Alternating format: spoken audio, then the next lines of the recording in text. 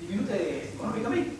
Entonces piensan acudir a la vía, digamos, a la vía civil para pedir una indemnización con un monto más elevado. Pero mucho cuidado, si es que el agraviado se convirtió en parte civil, ya no puede acudir a la vía civil. Es una trampita que se ha hecho penal. Porque si se constituye en parte civil, sí puede apelar las sentencias. Pero si no se constituye, no lo puede hacer. Queda confirmado el fallo judicial. Una aclaración, maestra. Muchas gracias. Creo que todos estamos agradecidos con esta pequeña clase de penal.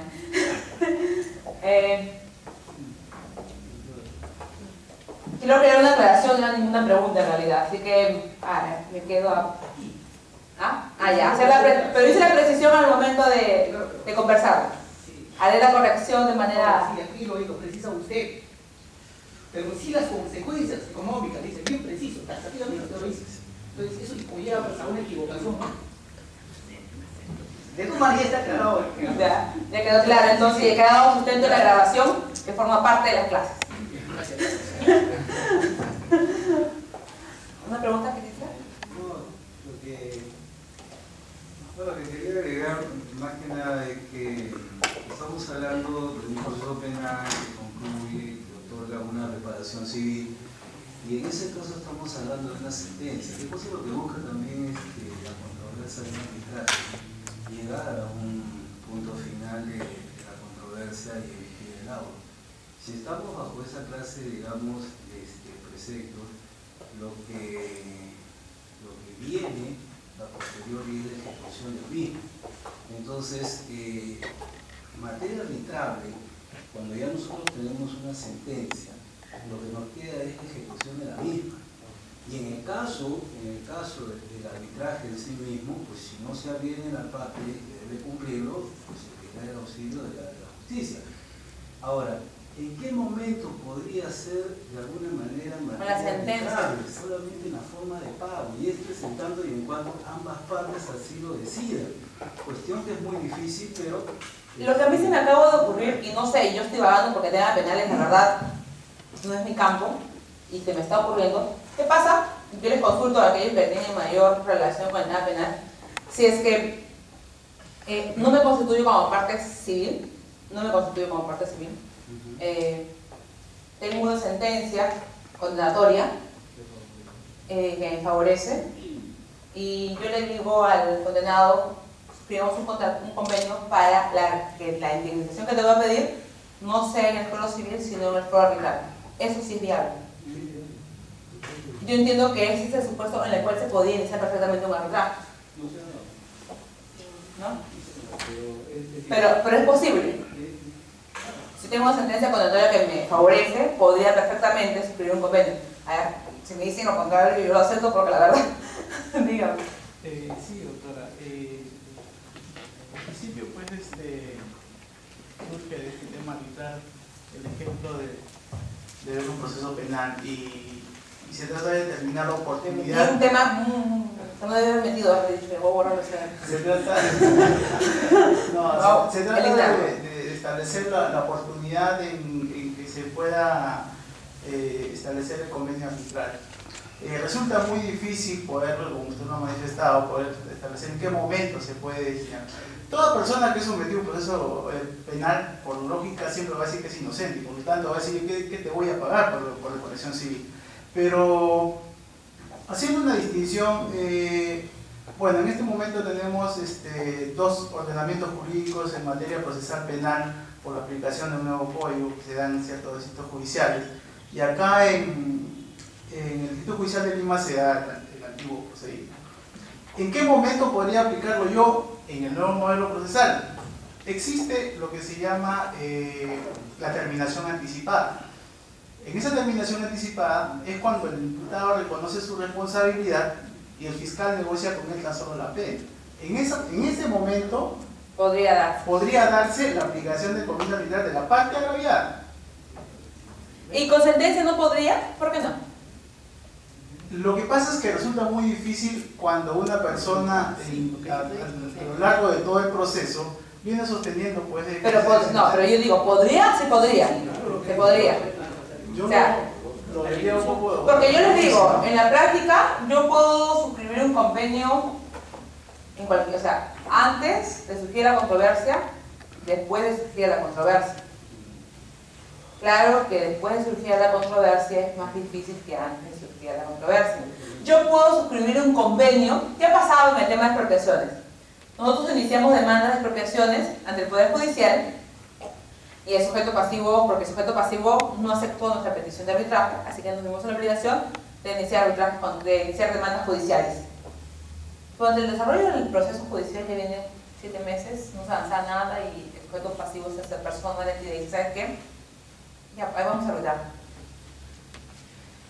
Y después de 6 meses de proceso judicial, hemos suscrito un convenio arbitral y lo hemos presentado ante el Poder Judicial y hemos renunciado al fuero judicial y nos hemos sometido a arbitrar. Esos casos no son muy normales, pues después de la controversia porque siempre hay un perdedor y un ganador, y aquel que se cree perdedor nunca va a querer suscribir un convenio después de surgir la controversia. Pero de darse se dan, el ejemplo lo estoy dando. Otro caso es cuando tengo un contrato de montos muy elevados y la verdad yo prefiero un arbitraje porque yo quiero continuar ejecutando el contrato y que el tema avance rápido. Así que yo voy a preferir un arbitraje. Y yo voy a suscribir, no importa después de que surja la controversia, con tal de no tener que someterme al Poder Judicial y esperar 5 o 7 años para resolver mi controversia. Eso podría darse. Bajo esa lógica, yo podría pensar que perfectamente una persona que está condenada a una sentencia, tiene una sentencia condenatoria o una pena, para no hacer más largo esta agonía, debe ser sometida después de todo un proceso penal a un proceso civil para que se reconozca la indemnización o para que pague una indemnización, prefiere un arbitraje que es reservado, confidencial y que nadie se va a enterar de él. Bajo esas características y bajo ese presupuesto, podría pensar que es perfectamente viable. Al menos es viable. ¿Que se dé? Será pues un día que cada uno nos cuente en la práctica que alguna vez conocen de un caso parecido. Pero ¿es viable? Es viable. Dígame, doctor. Claro, también la Ley General del Ambiente, por ejemplo, señala que en el caso de los delitos contra el medio ambiente y los recursos naturales, lo que puede ser sometido a arbitraje son justamente las indemnizaciones, ¿no? El monto, digamos, el monto que se paga por indemnización en esos casos, por lo cual, digamos, por lo menos en esta área, la ley es clara y señala expresamente que sí es posible someter a arbitraje el tema económico. el tema económico, digamos, ¿no? Siempre va a ser el tema económico, o sea, todos coincidimos que siempre va a ser el tema económico el que va a ser puesto en arbitraje. Ahora, como en la práctica, porque como ustedes habrán podido advertir, el tema no es tan fácil. Al comienzo se pensó que yo puedo determinar fácilmente qué es arbitrable y qué no es arbitrable, pero no es tan fácil como se plantea. Hay varias decisiones que hacer antes de determinar si es arbitrable o no es arbitrable. Y yo, en la práctica profesional, ¿qué recomiendo preguntarse siempre? Establecer si la ley no excluye la controversia del alcance arbitral, primero. Si la ley lo excluye, ya no será arbitrable. Eso genera los problemas de que, como ustedes han visto, son varios dispositivos los que regulan la posibilidad de arbitraje, y eso tendría que estar, oye, es posible en estos casos, y revisarme la ley o el ordenamiento jurídico de esa materia para ver si me posibilita o no el arbitraje. Segunda pregunta, si los derechos inmersos en la controversia no son de libre disposición conforme a derecho. Si no son de libre disposición, no son arbitrables. Y establecer si el objeto de la controversia afecta o no afecta derechos de terceros. Ahora, un poco conversando del tema de contrataciones, que es un poco lo que vamos a discutir la siguiente clase, ya pero hablando de casos en concreto. Hablando de opciones de plazo, de adicionales, de unidad de contrato, de pago, de indemnizaciones. Vamos a establecer un poco cuál es el marco. La ley de arbitraje, la ley de contrataciones, establece una cláusula obligatoria y establece que toda la controversia surgida durante la etapa de ejecución del contrato deberá resolverse mediante arbitraje. Y habla durante la ejecución del contrato, la ley. Después se establece también que las controversias sobre la ejecución, interpretación, resolución, inexistencia, ineficacia, nulidad o invalidez del contrato se resuelven por arbitraje. Dos puntos que tratar. Un primer punto, la cláusula obligatoria, las cláusulas obligatorias en todo contrato. Dice, durante la etapa de ejecución del contrato deberá resolverse mediante arbitraje. Y nosotros a simple vista lo veríamos muy fácil. O sea, establecer que las controversias solo relacionadas a la ejecución del contrato. Pero, por ejemplo, para los que están en el tema de contrataciones, que deben ser varios, ¿qué pasa? ¿Qué pasa en el caso que lo que me solicita la contratista es una modificación de la estructura de una fórmula polinómica? La fórmula polinómica es aquella fórmula que está incluida en todos los contratos a precios unitarios en moneda nacional, a través de las cuales se trata de mantener el equilibrio económico financiero del contrato, es decir, de ajustar los precios al precio actual que está en el mercado. Que se le pague al contratista lo que le cuesta en el mercado actualmente. Eso busca una fórmula polinómica. Esta fórmula polinómica forma parte de las bases y pueden ser objeto de observaciones e impugnaciones por las contratistas durante la etapa de observaciones que tiene todo proceso administrativo. Una vez que se suscribe el contrato, esa fórmula polinómica forma parte del contrato y por ende es ley entre las partes. Lo que se hace posteriormente es que en cada valorización mensual es aplicar la fórmula polinómica. Pero ¿qué pasa cuando yo tengo una demanda en la cual el contratista pretende que el tribunal declare la invalidez de la fórmula polinómica porque no cumple su función de reajustar los precios? Y me pide que el tribunal apruebe una nueva fórmula polinómica, distinta a la contenida en el contrato. Eso es una controversia relacionada a la etapa de ejecución del contrato.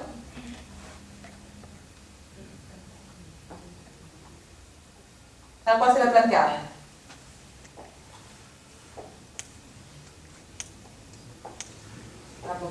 Yo considero que el tema es un poco complicado porque se trata de una modificación contractual. Yo entiendo que sí, digamos, el fin último de la fórmula polinómica es mantener un valor vigente, ¿no? Pero técnicamente las modificaciones de un contrato que se pueden dar con posterioridad, en algunos supuestos que establece la ley, tienen que cumplir con esos requisitos. Y fuera de ellos, creo que incluir el supuesto de modificación del contrato como uno de ejecución creo que sería un poco excesivo. O sea, no podría arbitrarse sobre la reestructuración, que es básicamente la reestructuración de una fórmula polinómica. Es mi opinión, sí. Otro caso es en el cual